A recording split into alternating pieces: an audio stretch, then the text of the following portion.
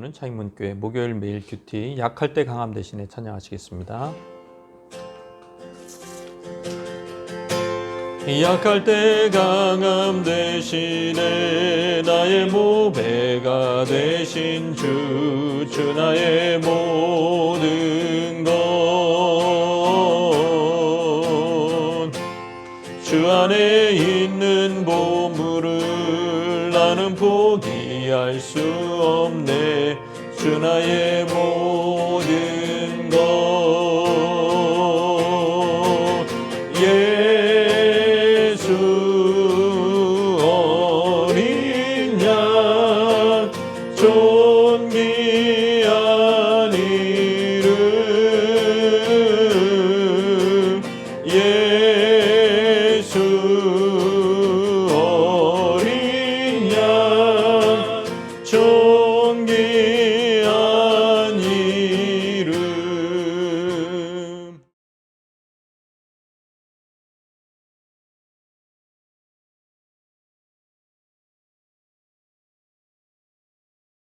다시 이르시되 내가 가리니 너희가 나를 찾다가 너희 죄 가운데서 죽겠고 내가 가는 곳에는 너희가 오지 못하리라.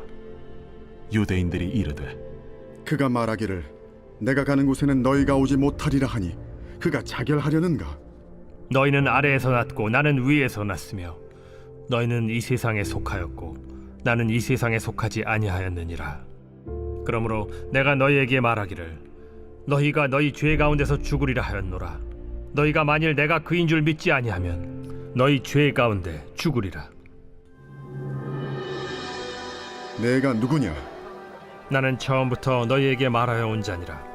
내가 너희에게 대하여 말하고 판단할 것이 많으나 나를 보내신 이가 참되심에 내가 그에게 들은 그것을 세상에 말하노라. 그들은 아버지를 가리켜 말씀하신 줄을 깨닫지 못하더라.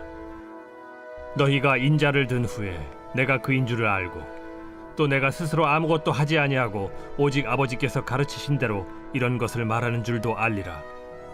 나를 보내신 이가 나와 함께 하시도다. 나는 항상 그가 기뻐하시는 일을 행함으로 나를 혼자 두지 아니하셨느니라. 이 말씀을 하심에 많은 사람이 믿더라.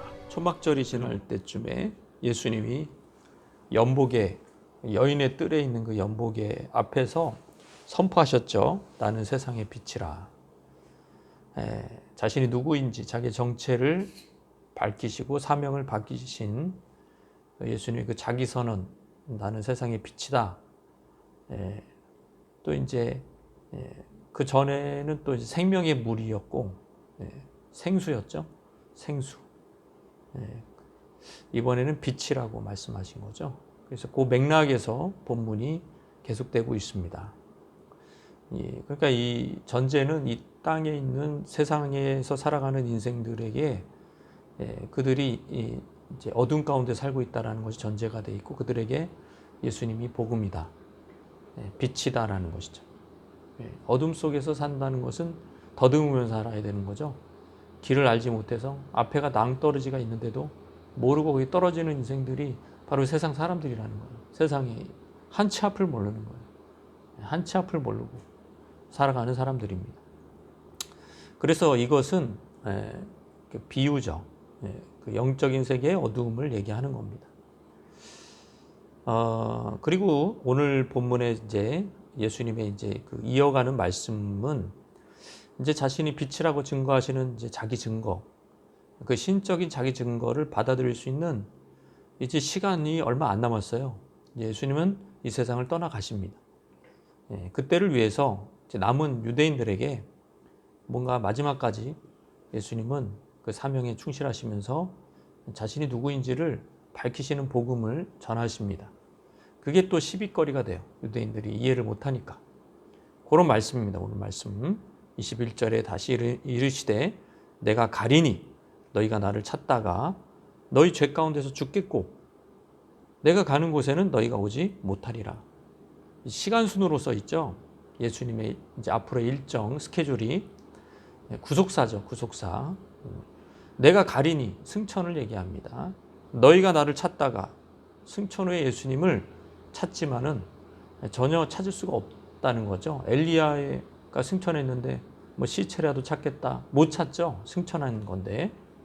너희 죄 가운데 죽겠고, 예수님을 믿지 못하는 유대인들은 구원받지 못하고 죽는다는 얘기입니다. 나의 가는 곳에는 너희가 오지 못하리라. 결국 하나님의 나라에 못 들어온다. 이런 이제 얘기를 하는 거예요. 구속사적인 자신의 스케줄, 굉장히 비밀스러운 이 얘기를 왜 얘기하는 걸까요?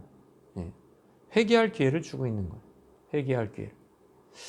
지금 당장 회개하는 것도 좋지만 못 알아들으니까 이제 그 예수님의 구속사적인 그 시간표가 진행되는 것들을 그래도 하나님의 택함을 받은 유대인들 중에는 깨닫는 자가 있을까봐 한 단계 한 단계 지날 때 예수님 그런 얘기 하셨지. 그런 얘기가 이런 얘기였구나. 그래서 예수님이 진심으로 믿을 사람이 있을까봐 예수님이 이런 비밀을 어떻게 보면은 숨겨진 비밀을 이제는 공개를 조금씩 하시는 거죠. 그런데도 유대인들은 못 깨달으니까 비아냥거립니다.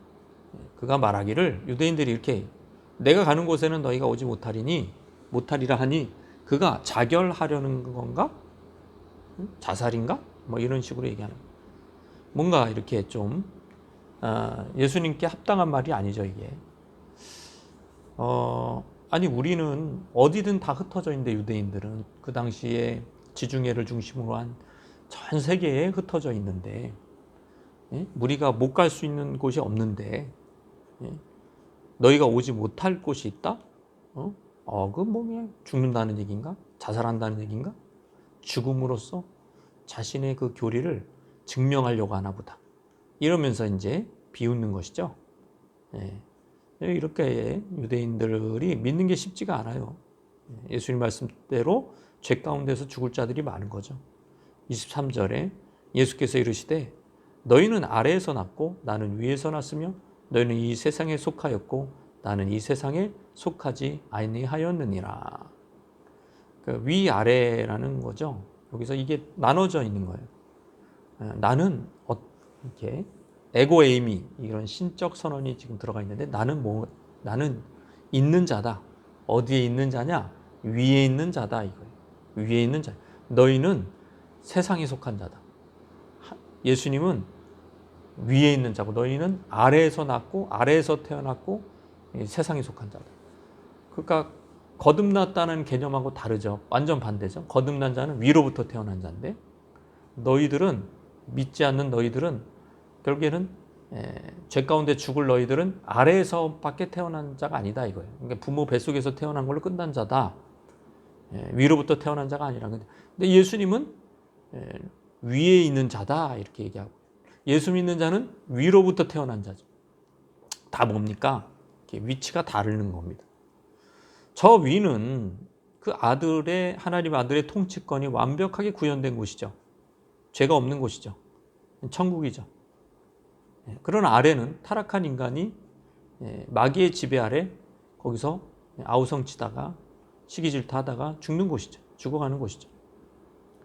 자, 그러니까 왜 예수님 세상의 빛이냐? 이게 이제 더 선명해지는 거예요. 예수님 위에서 태어났고 너희들은 아래에서 태어났고 그 아래에 속한 세상은 그냥 마귀가 지배하는 세상이고 에베소서 말씀대로 죄가 지배하는 세상이고 또 육성이 지배하는 세상이다. 마귀에 속한 악한 영들이 지배하는 것이 세상의 코스, 세상의 문화가 지배하는 곳이다.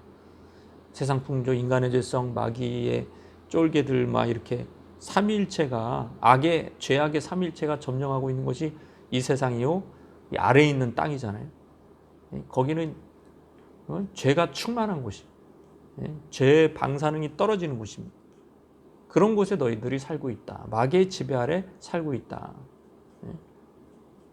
그런데 하나님의 아들은 저 하늘, 하나님의 나라에 속하고 거기에 있는 자다. 거기 원래 있는 자다. 그죠? 그러니까 우리가 이 땅에 이 아래에 있는 사람이 구원받을 수 있는 길은 그 아들을 모시는 것밖에 없다 이거예요. 그 외에 다른 방법이 없다. 도시 생활이 너무 각박해. 너무 각박해.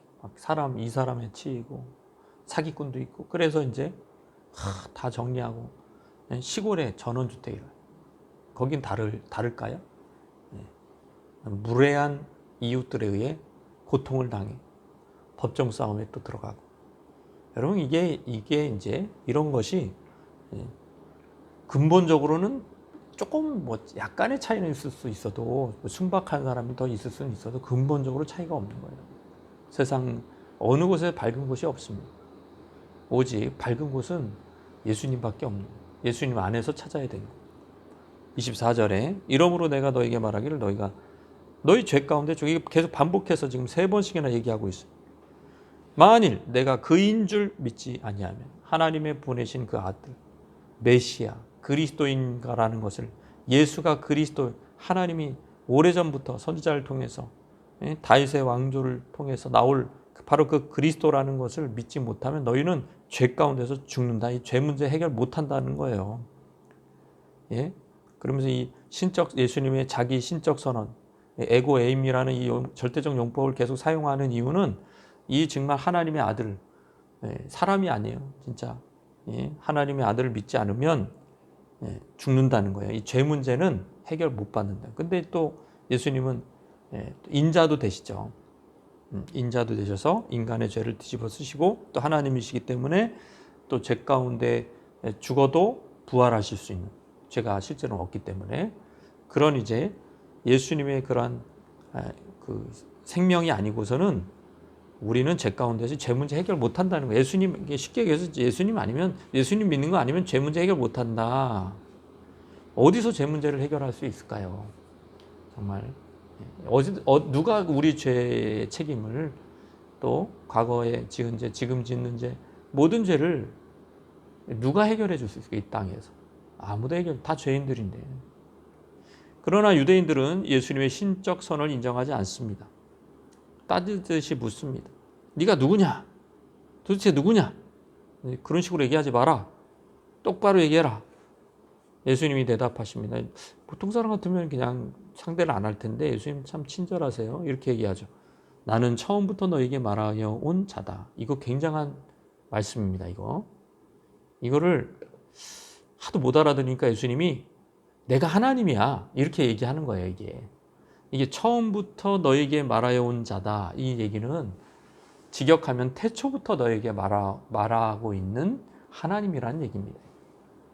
그런데 못 알아듣죠.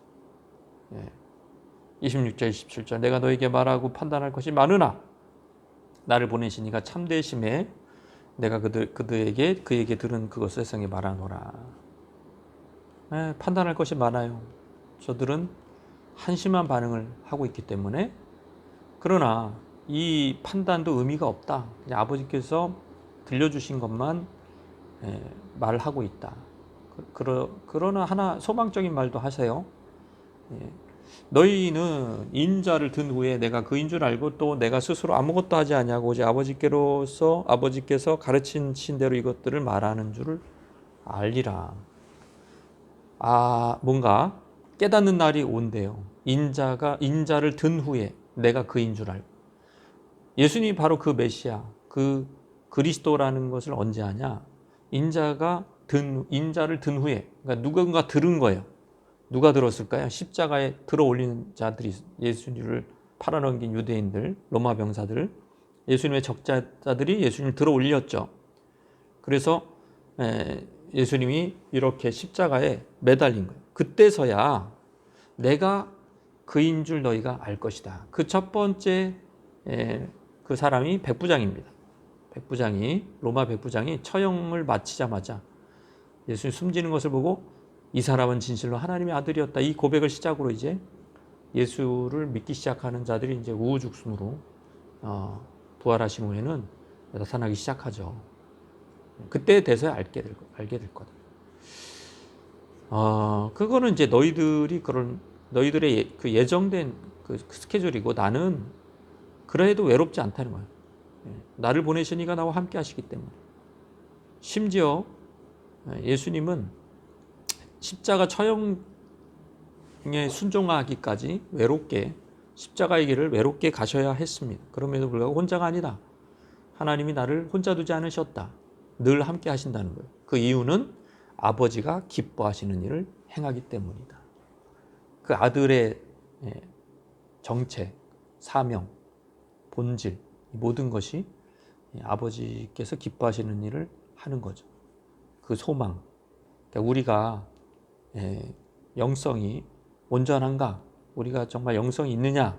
이걸 알 수 있는 길은 하나님이 기뻐하시는 그 일을 전심으로 행하고자 하는 그런 마음, 그리고 그 행위가 있을 때 그렇게 볼 수가 있는 것입니다. 이 말씀 생각하면서 하나님 앞에 나가시겠습니다.